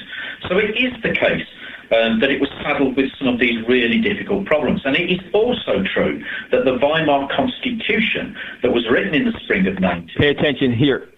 By politicians such as Friedrich Ebert, who became the first German president, did contain fundamental weaknesses. For example, Article 48, which said that in an emergency, the president could use emergency powers, which basically means ruling by decree, and the president could decide what an emergency was. which was later used and undermined democracy. And the idea... And I'm going to stop right there. And those exact same things have been legislated and deemed today by the military taking over, getting rid of posse comitatus, and by NDAA, and by the Patriot Act, the extension of that, and the creation of Homeland Security. Whenever you want to look at how a path that this country is on, you need not to stop any further than Germany, the Weimar Republic, going into the Third Reich of Nazi Germany, going into that overall demise. And believe me, ladies and gentlemen, this thing is playing out perfectly because it worked so well before in the past. All you have to do is just to change the names and the languages, but you're still going to have the same outcome. Department of Homeland Security was instituted with the overall foundation of what was out of Nazi Germany, the policies and procedures of today in the United States, because it was the United States that first indoctrinated all of this through manifest destiny. So we're going to continue this, but we're going to be running out of time. So just thought it was very, very important. And you can see from what was happening in Germany, and this is to put it, and we're going to have another part to this on Monday, Great Creator willing. Well, I know the Great Creator is willing. The energy direction of things willing and capable, because we have that will to do it, so it will happen. But we have the desire to do it, but if the events line up that way, then we'll do it. So what happened in Weimar? Weimar was hamstrung by large debt to a foreign nation. They compromised their overall sovereignty because they lost the war. They lost the war, and they had to pay reparations of that war, which they just were able to get out of, and they just finished paying off, ladies and gentlemen, 2014. Just finished paying that off, 2014. What happened to the United States? How many wars have the United States engaged in and they've lost because of that? And it's been a burden on its overall economy. This is the setup because it works so well. And all of this is far worse. The overall, the data and the overall categories and the segments of the turmoil is far worse in the United States than it was in the Weimar Republic, as I said earlier, on multiples of thousands. So what does that mean? We're going to continue to see this, and you'll see how how bread went from $50,000. Went up to over $1 billion in Weimar. Why did it do that? Because no one else was buying their debt. They didn't have anything to sell and trade. And because they didn't have anything to trade with, they had to have an economy based off confidence. No one had confidence. Iran is dropping the dollar because they have an asset that they can sell and bring to market. China is going to be dropping the dollar because they have assets. This is why they're fighting for the South China Sea and the overall waterways of that produces over $5 trillion annually in that trade. This is why the One Belt, One Road or the New Silk Road line is all about trade. In the United States, what did they do? They isolated themselves, just as against the world. And this is why what you're seeing now from immigration, what you're seeing now, let me say this about immigration.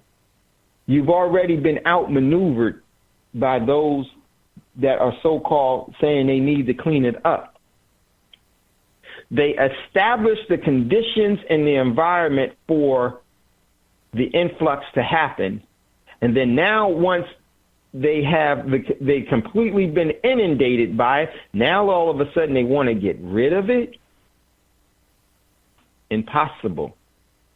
without unwinding the complete. It's so woven into the tapestry of this so-called facade of a nation. It's so woven, and if it was a representation, which it is, if it is represents a rug, the tapestry of that rug now is so woven in its immigration now to actually impugn or to evict that immigration would be to pull the rug completely apart, and it will no longer be the rug embodiment that it was before. It will no longer have the embodiment that it had before. It will be untied. It was the United States. It will be the untied states. And that's not just because of that. It's because of many things. It's the contributions of many. It's the death by a thousand cuts. And Weimar's overall, because of hyperinflation, the overall value of things from 10 o'clock in the morning to 11 o'clock in the morning was huge. So in our case, it was like something costing $1 at 10 o'clock, but by 12 o'clock, it cost $3,000. And the people weren't getting paid on that same rate. Why? Because they only had debt. Nothing at all. This is why you're seeing the realignment. This is why you're seeing the displacement, the reinvestment away from the United States. This is why it's going to cause a war. So, if you'd like to get in on the conversation, don't hesitate. Give us a call, 866-510-9025, 866-510-9025. Before we get out of here, we got we got a little time. We got 7 or so minutes. If you'd like to get in on the conversation, definitely jump in. Would love to hear from you. And my man Roz is there. Go ahead, Roz. Peace. How you doing? What's up, brother? How you feeling? Hey, I'm good. Peace to you, Brother Bragg, Brother Scotty, Jerry, everybody. I was saying this is just what you read about the bank situation just really brings home the fact that all of the criminality is built in the DNA of the system from the beginning. It was never to be equitable. And if you check all 10 areas of people activity, economics, education, entertainment, healthcare, labor, law, politics, religion, sex, and war, all of those areas of people activity have been infested with a disease called criminality that's facilitated by white supremacy. And it's been compromised. Exactly. It compromised the whole. It's not just one thing. Exactly. It is the nomenclature and the DNA of its existence. Yes, everything. And what's really interesting is when you talked about if you want to see what's happening to the United States, take a look at Germany. And I just said this on the couch the other day. The Germans did win World War II. There was a different branch of Germans that you call white Americans that came here from England to set up the United States are of German descent. The British, the Scottish, the Irish, the French, all of these people are descendants from the Jutes, and the Jutes are the original people of Germany. So all you're seeing is basically the descendants of the oldest Germans doing what Germans do. So you're absolutely correct in everything that you were just expounding on. And there was something. One of the last things you said had generated something I wanted to comment on, but it slipped my mind. Can you just give me a brief synopsis of one of the last parts of what you were just talking about? Man, Roz? Yeah, like man, Roz, there was something you said that just triggered something, and I totally forgot it now. I should have wrote it down, but I didn't. I just wanted to know if you remember any of the last thing you said before I came on, because it'll probably trigger my memory. What we were talking about, daggone it, Raj, you know how that works, man.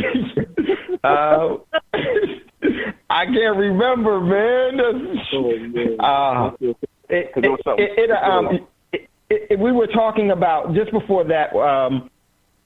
Oh man, Raj, because I was listening to you and I totally forgot what we, you know how that goes. And I'm sorry, bro. I don't remember what I was talking about, but you're absolutely right. And this is the methodology. This is what you have to have in order to control people, is you have to steal their energy. Because if you don't steal their energy, and there's a way in which you can steal people's energy without them knowing it, to where they surrender it to you. And this is what you call the so-called civilized world. There's nothing civilized about this world. The anarchy is so prevalent that you can see it in the famines, the disease, the war, the poverty, the destabilization. Go ahead, Ross. Oh, I'm sorry. I remember it now. What it was I was going to say, you're seeing xenophobia throughout Europe in regards to trying to get rid of the non-white people that are there. After the Brexit, it like exploded as far as the racial incidents, because they think the Brexit was about kicking out black people. And what people aren't paying attention to is when Europeans went on their global expansion, they destroyed the places these people came from. These people were then seeking a stable environment in order to take care of their families and have some semblance of a decent life. So if the people who are vampiring your country are the only countries that are now stable because they're raping your country where you come from, so your country's in chaos, so where are you going to go except to the people who have destroyed your country? All of those Africans, all of those Arabs, all of those people going to these places are the people who are the victims of the original European assault that dates back to at least the 1400s. And when you were talking about compliance, really, it's about compliance. And what they've done is they've brutalized the non-white people into being forced to accept their variation of what they call civilization. And then, after generations of this sort of assault, the descendants of those original victims forget the history. So they are born into a system automatically assuming things like banks are good, automatically assuming that sending your kids to be taught by your enemy is great, all of these things. And then what happens is, because they don't understand the reality of how they got to where they are, they comply with everything. And from that compliance, like you call it blind faith, all of that compliance, blind faith, whatever name you want to call it, is what sets you up for destruction. And that reading you did on the banking says it all, because if you think about it, there's no institution that does not deal with electronic transfer of funds to someone's bank. Almost no one cuts a physical check anymore. So you are forced into that to be robbed from the moment you set up any sort of situation where you're getting financial transactions from another company or you work for someone. It's automatically going into you getting robbed. Whereas before, you had a choice. You could say, you know what, I don't have a bank account. Cut me a paper check. I'll go wherever I got to go to cash my check so I can get my money, my cash in my hands. Now that option is almost non-existent. So you're forced into being robbed from the moment you get a job. And this is what I mean when I say it's built into the DNA of the system, the DNA of the language, the DNA of the economy. And what we're seeing is all of these things coming to a head now that we're being set up for the big collapse that's coming. And I don't know if you saw the article I posted in the in Tando yesterday, but there was an article that I posted that I tagged you in. And it was really, really important in regards to the information that it was bringing forward about what's happening with the financial situation, but I don't think you saw it. What I want to do is I'm going to see if I can send it to you in private. Resend it to me, Roz, because I missed it. And you know what? One of the things that's real important is that one of the things in this whole thing is that how do they get you to forget your cultural ties to the sustainability that the great creator gave you as a gift? Easy. They school you. Is schooling, exactly. They brutalize you. They school you. Stop fighting. And then once they feel that you're pliable, then they school you. And once they school you, you think, oh, you know, I might become it. Exactly. You become it. You start to uphold it. You start to energize it. You become what you had to endure. Exactly, Ross. If you read the story of Flauda Equiano, the kidnapped prince from Nigeria that was brought here and basically sexually raped and terrorized by white men while he was enslaved here. When he was first brought here, they brutalized the heck out of him. He was raped by multiple white men, and then he was under the assumption that he needed to civilize himself like the white people who had brutalized him. So he taught himself English. He became an impeccable English speaker. He was all into Christianity, and then he started propagating his own variation of what he learned from white people, which was him now having rogue sexual activity with other non-white people and indoctrinating them with the Bible. These would be, people, indigenous people here that he would come into contact with that ended up being owned by the same white people who raped him, and then he would end up having these wild sexual relationships with these non-white people, and thus indoctrinated them into what he was indoctrinated to. So his story is a great example, and there's no knock on him. He's a victim, so it's not me, trying to disrespect the memory of this ancestor. But it's the fact that you then, by that brutalization and that schooling, you become an agent of your own destruction, and then you spread the disease that was given to you by the original enemy in the first place. Thank you so much, and I'm my line, brother. All right, man, we got to get out of here. I just want to thank you all for joining us today. Much love, much respect. Listen, get coins, nickels and pennies. 2017. If it has a P on it, that's what you want to look for. Collect those, save those, and just do some of the small things. We're going to continue this to give you some other things. Much love, much respect. It's never goodbye. Yeah, go ahead. I wanted to ask you, where would the P be located on the penny? Just so I know where to look for it. Or should it be anywhere on the penny with a P that's it's going to be just behind the head, below the head of Lincoln, before the number. In between the body and the head is going to be right there, okay?